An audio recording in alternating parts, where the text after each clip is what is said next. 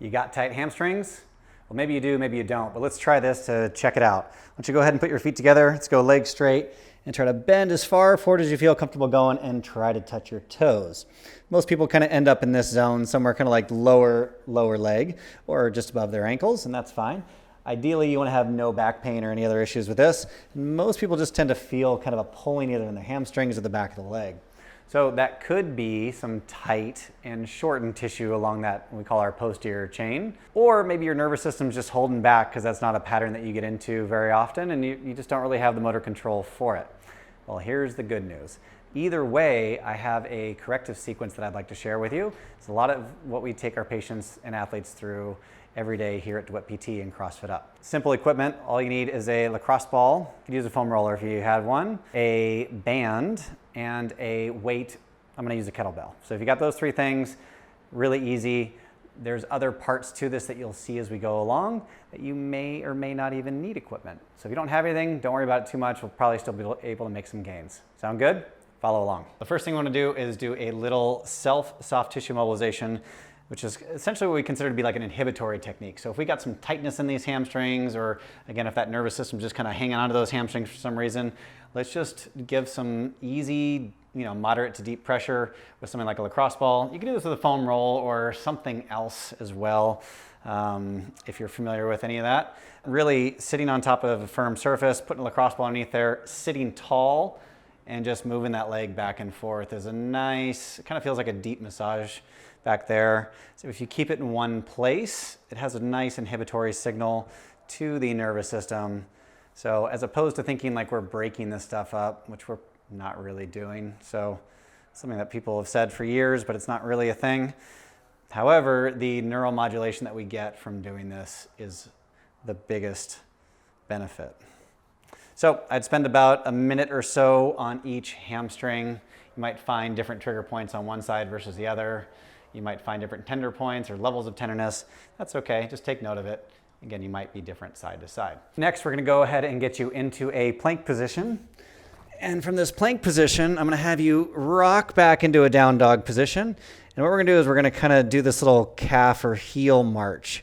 And so up in this position with your butt up nice and high in the air, I wanna get a little bit of a stretch for starters through that posterior chain, maybe down the back of the knees, back of the calf, fine. And then just see, can you just rock back and forth on these guys. This is going to turn on your anterior core, which is important. So this stuff right here, while we're attempting to teach the body that this position's okay, we'll do 4 or 5 of those on each side, come out of it, and then drop back into it and repeat. Probably do 3 to 4 cycles of that and see if we can get a little additional change there. Once we've tried to loosen that up a little bit, I'll get you to flip over on your back for me. You're gonna put one leg down, and then you're gonna grab behind one leg, rest your head down, and all I want you to do is you're gonna hold that knee so it's right above your hip, and kick this heel up towards the ceiling, trying to keep that other leg flat down on the ground. Pause for a breath or so, and bring it back down. And again, breathing, especially nasal and diaphragmatic breathing, tells the body that this is okay. If you're not used to stretching your hamstrings, or you're like I used to be and hate stretching your hamstrings, or that posterior chain, sometimes we'll hold our breath. Don't do that. So give me about 10 of those on each side. Next, you're gonna grab a band. If you don't have a band, you could take that same weight that I'm gonna ask you to hold here in a minute, and you can just hang on to that, because just holding a weight or pulling on a band is gonna kick in your core. And if we then kick in our core and try to move through this lower leg and put some tension on that posterior chain or some flexibility through that posterior chain, a lot of times things start to work a little bit better. And what we're gonna do is a little easy band pull apart and bring it out and across, fire both legs, and I want you to lift one as far up as you can go, back down, and then bring your arms back together.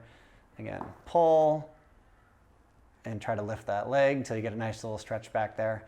If you just had a kettlebell, you could hold on to that, or a dumbbell or something like that, just hang on to that, and you can do this leg lift as well, okay? And the last part of the sequence is to now load some sort of a hinge or toe touch style pattern.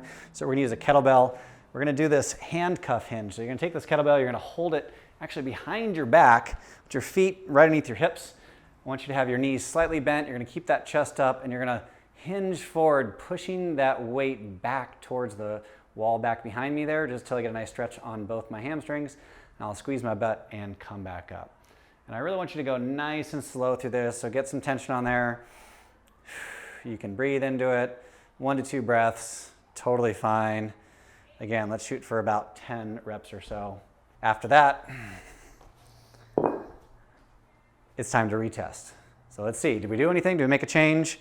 So again, stand, feet together, reach down, try to touch your toes, and see how that feels.